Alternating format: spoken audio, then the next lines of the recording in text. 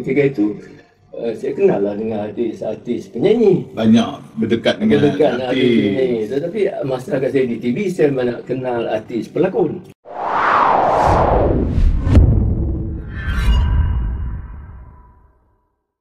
Ketika saya masuk, saya ditempatkan di bahagian Radio Malaysia Ibu Kota, dan saya bertugas di dalam setahun, 2 tahun, dekat 2 tahun.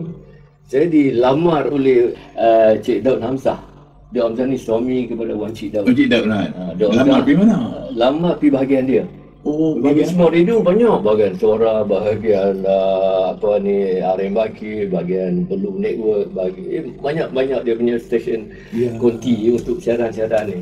Siaran orang asli, siaran untuk Indonesia tu dia panggil Suara Malaysia. Suara Malaysia, Suara Malaysia. Masih ingat lagi saya. Masih ingat lagi kan. Dia kata saya, Daud Hamzah ni dia tengok saya ada tengok. Abi, hang mai duduk bagian abang ni bandut dia bahasakan ibu.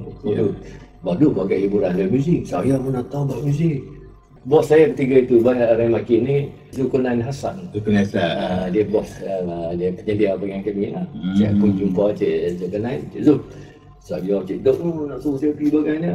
Ikut hang lagi ikut hang nak pergi lah. Saya pun pergi lah duduk bagian hiburan dan muzik. Bagian hiburan dan muzik. Jadi saya attach untuk kita kata jangan hiburan lah. Saya buat program bila dah lulus double banking, kita dah lulus di segi balancing kita belajar di segi balancing band saya attach dengan sebagai penyedia muzik hiburan minggu ini.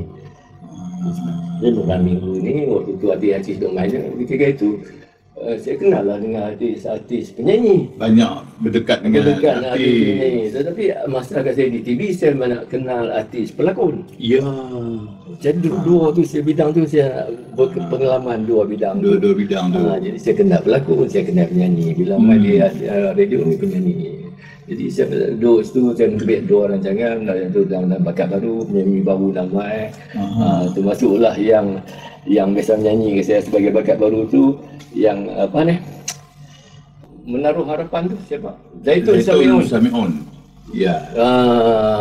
Zaitun Samion menyanyi program dia ingin bakat baru tu. Kita sial lah waktu tu dia pun menyanyi seorang ada 15 minit dia kita bagi. Masa tu dia jadi artis rakaman.